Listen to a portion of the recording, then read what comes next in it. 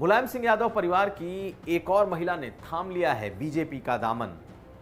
कहां कांग्रेस के एक नेता ने उत्तर प्रदेश के अपने सबसे बड़े नेता पर किया है केस दर्ज, और हम आपको यह भी दिखाएंगे कि कहां पर पूरी रात लोग बीच नदी में नाव में फंसे रहे, क्यों फंसे रहे। नमस्कार, मैं हूं कुमार अभिषेक, आप देख रहे हैं यूपी तक।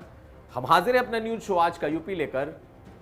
अब खबरें विस्तार से। जिला पंचायत अध्यक्ष के चुनाव को लेकर एक बार फिर मुलायम सिंह यादव के गढ़ में ही उनके परिवार के भीतर एक घमासान देखने को मिल रहा है, और इस बार यह घमासान है फर्रुखाबाद में जिला पंचायत अध्यक्ष के चुनाव को लेकर। मुलायम सिंह यादव की पूर्व बधू सांसद धर्मेंद्र यादव की पूर्व पत्नी, जिनसे उनका तलाक हो चुका है, वो बीजेपी का दामन थामने पहुंच गई। हालांकि उन्होंने भी सदस्यता नहीं ली है, लेकिन जिला पंचायत अध्यक्ष पद के चुनाव के लिए आज वो अपने समर्थकों के साथ बीजेपी दफ्तर पहुंची और बीजेपी के लोगों से अपने लिए अध्यक्ष पद के लिए समर्थन मांगा।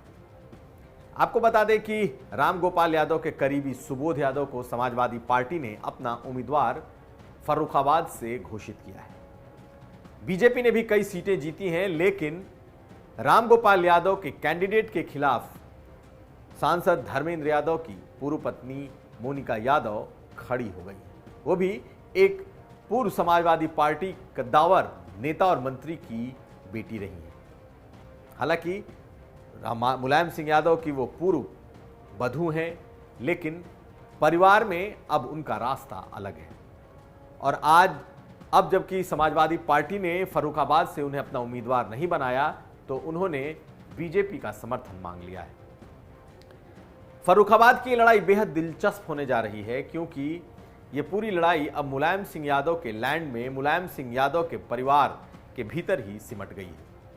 हालांकि ये उनका गढ़ रहा है, पहले से इन सीटों पर इस परिवार का ही कब्जा भी रहा है, लेकिन इस बार लड़ाई इसलिए दिलचस्प हो गई है क्योंकि समाजवादी पार्टी के जो कैंडिडेट हैं, जो बताया जाता है कि वो रामगोपाल यादव के करीबी कैंडिडेट हैं, उन्हें हराने के लिए पूर्व सांसद धर्मेंद्र यादव की पूर्व पत्नी ने भी अपना कमर कस लिया है। इसलिए फर्रुखाबाद का ये पंचायत अध्यक्ष का ये जो चुनाव है, ये बेहद ही दिलचस्प होने जा रहा है। चलते हैं अगली खबर। एक तरफ उत्तर प्रदेश में प्रियंका गांधी कांग्रेस को मजबूत करने में जुटी हैं, तो वहीं दूसरी तरफ पार्टी के भीतर अंतर्कलह भी सामने आ रही है। हालांकि कई अंतर्कलह अभी भी पार्टी के भीतर दबे दिखाई देते हैं, लेकिन एक नेता ने आज एक अजीबोगरीब एफआईआर करा दी। सुनील राय, जो कि कांग्रेस के प्रदेश के सचिव रहे हैं, 25 साल पुराने कार्यकर्ता हैं, ऐसा उन्होंने दावा किया है। उन्होंने बाकायदा अपने प्रदेश अध्यक्ष अजय कुमार लल्लू के खिलाफ हुसैनगंज थाने में एक एफआईआर दर्ज करवा दी, और इस एफआईआर में कई गंभीर आरोप लगाए गए हैं। आरोप तो यहाँ तक लगाए गए हैं कि प्रदेश अध्यक्ष उनकी हत्या करवाना चाहते हैं। उन्होंने बाकायदा एक लेटर सोनिया गांधी को भी भेजा है कि अब वो इस पार्टी के साथ नहीं रहना चाहते, क्योंकि अजय लल्लू सवर्ण विरोधी हैं। कुल मिलाकर अगर आज पूछा जाए कि इस एफआईआर की वजह क्या है, तो उस एफआईआर की वजह आज नहीं, 7-8 महीने पहले की निकलकर सामने आती है, जब इनके एक होर्डिंग को कहा, ये इन्होंने आरोप लगाया है कि उस होर्डिंग को अजय कुमार लल्लू ने फड़वा दिया था, हटवा दिया था।